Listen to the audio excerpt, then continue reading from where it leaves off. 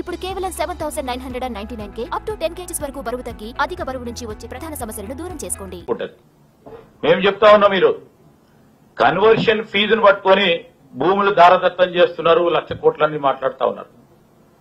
ఎవరికైనా ఇల్లుంటే, ఎవరికైనా పరిశ్రమ ఉంటే వారు భూములు తీసుకోవడానికి ఒక పాలసీ ఉంటుంది. ఒకవేళ పబ్లిక్ పర్పస్ విషయంలో ఇది వారి హక్కులు కలిగిన భూమిలో వారు ఏదైనా చేసుకోవడానికి ఒక వీలు సంకల్పన చేసుకొని ఇటు ప్రభుత్వానికి అటు మరి భూమి హక్కులు ఉన్నవారికి ఏదో విధంగా వారికి మేలు చేయాలని ఒక సంకల్పం చేస్తే దీన్ని కూడా రాజకీయం చేసి ఇష్టారాజ్యంగా అడ్డగోలుగా మాట్లాడే ప్రయత్నం చేస్తా ఉన్నారు. వారి ప్రభుత్వంలో అనేక భూములు కన్వర్షన్ చేశారు.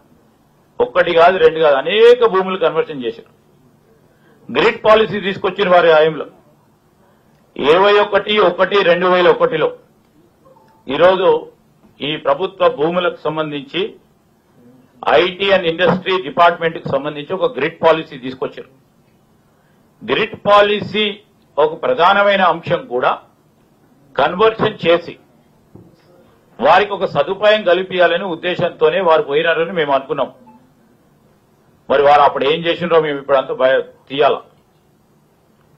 ఈరోజు మేమేం చెప్తా ఉన్నాం, ఎస్ఆర్ఓ రిజిస్ట్రేషన్ వాల్యూకి సంబంధించి 30%, 15% కన్వర్షన్ ఫీజ్. అది ఇట్స్ నాట్ అబౌట్ అదేదో ఎవరికో వస్తుంది, కింది నుంచి వస్తుంది, పై నుంచి వచ్చాయనే అంశం కాకుండా ఈరోజు వారు గ్రిడ్ పాలసీ తీసుకొచ్చి ఆ గ్రిడ్ పాలసీ పరంగా కూడా ఈరోజు డెవలపర్ కి ఏ విధమైన సదుపాయం కల్పించాలి, ఏ విధంగా ఇన్సెంటివ్స్ కల్పించాలి, ఏ విధంగా ముందుకు తీసుకెళ్లాలని వారి ప్రభుత్వంలోనే తీసుకున్నారు.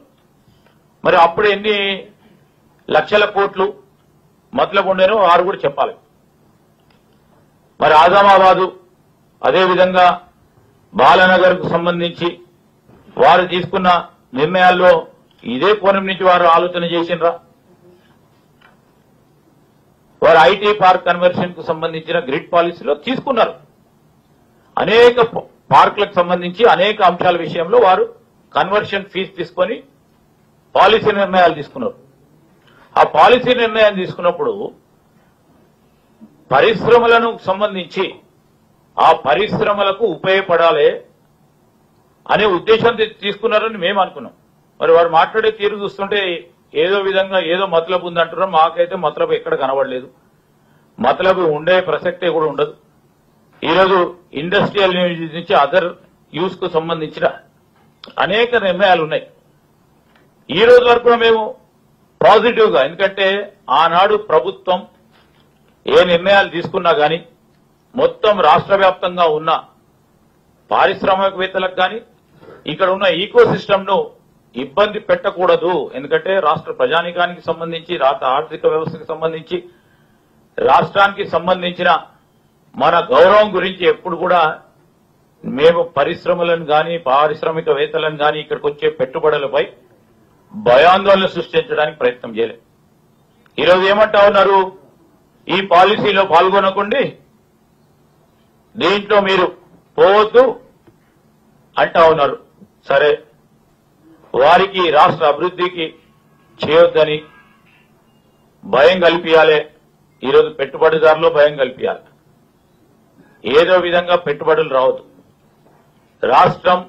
రాష్ట్రానికి సంబంధించి ఆదాయ వనరులకు గండి పెట్టాలి అని ప్రత్యేకమైన ఉద్దేశం బీఆర్ఎస్ పార్టీ నాయకత్వానికి మరి ప్రత్యేకంగా కనబడతా ఉంది.